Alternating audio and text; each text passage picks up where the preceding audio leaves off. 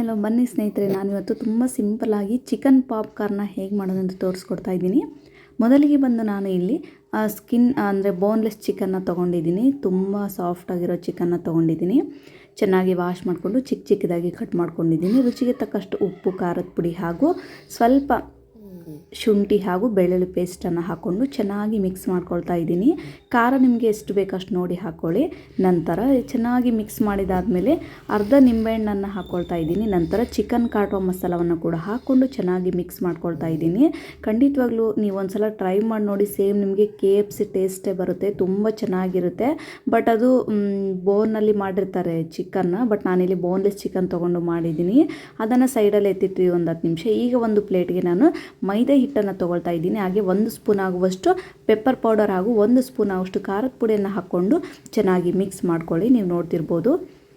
ನಂತರ ರುಚಿಗೆ ತಕ್ಕಷ್ಟು ಉಪ್ಪನ್ನು ಹಾಕ್ಕೊಳ್ಳಿ. ಅದರಲ್ಲೂ ಸ್ವಲ್ಪ ಉಪ್ಪು ಹಾಕ್ಕೊಳ್ಳಿ, ಇದರಲ್ಲೂ ಸ್ವಲ್ಪ ಉಪ್ಪು ಹಾಕ್ಕೊಳ್ಳಿ. ಎರಡಕ್ಕೂ ಜಾಸ್ತಿ ಹಾಕಬೇಡಿ, ಎರಡಕ್ಕೂ ಮೀಡಿಯಮ್ ಆಗಿ ಸ್ವಲ್ಪ ಉಪ್ಪನ್ನು ಹಾಕ್ಕೊಂಡು ಚೆನ್ನಾಗಿ ಮಿಕ್ಸ್ ಮಾಡ್ಕೊಳ್ಳಿ. ಪೆಪ್ಪರ್ ಪೌಡರನ್ನು ಯಾವುದೇ ಕಾರಣಕ್ಕೂ ಮಿಸ್ ಮಾಡಬೇಡಿ.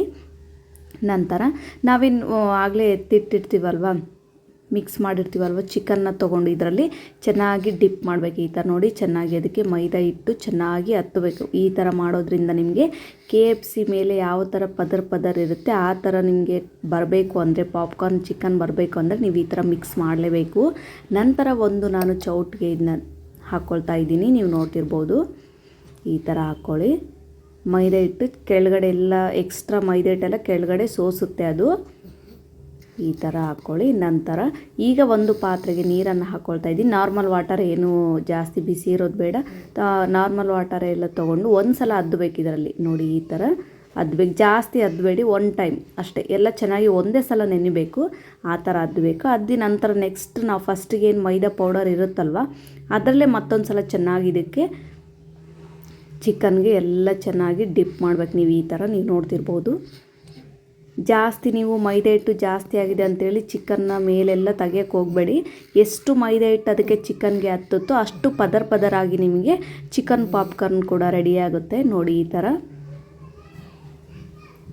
ಎಲ್ಲದನ್ನೂ ಚೆನ್ನಾಗಿ ಪ್ಲೇಟ್ಗೆ ಒಂದೇ ಸಲ ಹಾಕ್ಕೊಂಬಿಡಿ. ನೀವು ನೋಡ್ತಿರ್ಬೋದು. ಈಗ ನಂತರ ನಾನು ಎಣ್ಣೆ ಮೀಡಿಯಮ್ ಆಗಿ ಬಿಸಿಯಾಗಿರಬೇಕು, ತೀರ ಬಿಸಿ ಆಗಿರಬಾರ್ದು. ಗ್ಯಾಸನ್ನು ಲೋ ಫ್ಲೇಮಲ್ಲಿ ಇಟ್ಕೊಂಡೆ ಮಾಡಿ. ನಿಮಗೆ ಯಾವ ಥರ ಕ್ರಿಸ್ಪಿಯಾಗಿ ಬೇಕೋ ಅಥವಾ ಸಾಫ್ಟ್ ಆಗಿರಬೇಕು ಅಂದರೆ ನಿಮ್ಗೆ ಯಾವ ಥರ ಬೇಕೋ ಆ ಥರ ಬೆನ್ಸ್ಕೋಬೇಕು. KFC ಮಾತ್ರ ತುಂಬಾ ಕ್ರಿಸ್ಪಿಯಾಗಿದ್ದರೆ ಮಾತ್ರ ಸೂಪರ್ ಟೇಸ್ಟಿಯಾಗಿರುತ್ತೆ. ನೀವು ಬೇಕಿದ್ರೆ ಕಲರ್ ಕೂಡ ಆ್ಯಡ್ ಮಾಡ್ಕೊಳ್ಬೋದು. ನಾನು ಯಾವುದೇ ರೀತಿ ಫುಡ್ ಕಲರ್ ಹಾಕಿಲ್ಲ, ಜಸ್ಟ್ ಹಾಗೆ ಮಾಡ್ಕೊಳ್ತಾ ಇದ್ದೀನಿ. ನೋಡಿ ಈ ಥರ ಚೆನ್ನಾಗಿ ಫ್ರೈ ಮಾಡ್ಕೊಳ್ಬೇಕು. ಈಗ ಸ್ವಲ್ಪ ಮೀಡಿಯಮ್ ಟು ಹೈ ಫ್ಲೇಮಲ್ಲಿ ಇಟ್ಕೊಂಡು ಚೆನ್ನಾಗಿ ಬೇಯಿಸ್ಕೊಳ್ಬೇಕಾಗುತ್ತೆ. ಖಂಡಿತವಾಗ್ಲೂ ನೀವು ಕೂಡ ಒಂದ್ಸಲ ಟ್ರೈ ಮಾಡಿ ನೋಡಿ.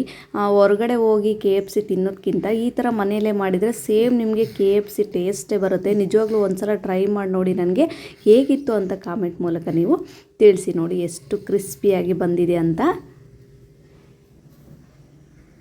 ಥರ ಈಗ ನಾನು ಒಂದು ಪ್ಲೇಟಿಗೆ ಹಾಕಿ ರುಚಿಗೆ ತಕ್ಕಷ್ಟು ಉಪ್ಪನ್ನು ನೋಡಿ ಸ್ವಲ್ಪ ಫಸ್ಟ್ಗೆ ತಿಂದು ಉಪ್ಪನ್ನು ನೋಡಿಕೊಂಡು ಸ್ವಲ್ಪ ಉಪ್ಪು ಹಾಗೂ ಸ್ವಲ್ಪ ಖಾರದ ಪುಡಿ ಹಾಗೂ ಸ್ವಲ್ಪ ಕರಿಬೇವನ್ನು ಎಣ್ಣೆಯಲ್ಲಿ ಚೆನ್ನಾಗಿ ಕರೆದಿದ್ದೀನಿ. ಈ ಥರ ಮೇಲೆ ಉಪ್ಪು ಖಾರ ಹಾಕೋದ್ರಿಂದ ನಿಮಗೆ ಎಕ್ಸ್ಟ್ರಾ ಟೇಸ್ಟ್ ಕೂಡ ತುಂಬಾ ಚೆನ್ನಾಗಿರುತ್ತೆ. ನೋಡಿ ಯಾವ ಥರ ಎಷ್ಟು ಒಂದು ಓಪನ್ ಮಾಡಿ ತೋರಿಸ್ತೀನಿ ಎಷ್ಟು ಕ್ರಿಸ್ಪಿಯಾಗಿ ಬಂದಿದೆ ಅಂತ. ನೋಡಿ ಖಂಡಿತವಾಗ್ಲೂ ನೀವು ಕೂಡ ಈ ಚಿಕನ್ ಪಾಪ್ಕಾರ್ನ ಒಂದು ಸಲ ಟ್ರೈ ಮಾಡಿ ನೋಡಿ ಹೇಗಿತ್ತು ಅಂತ ತಿಳಿಸಿ. Thank you.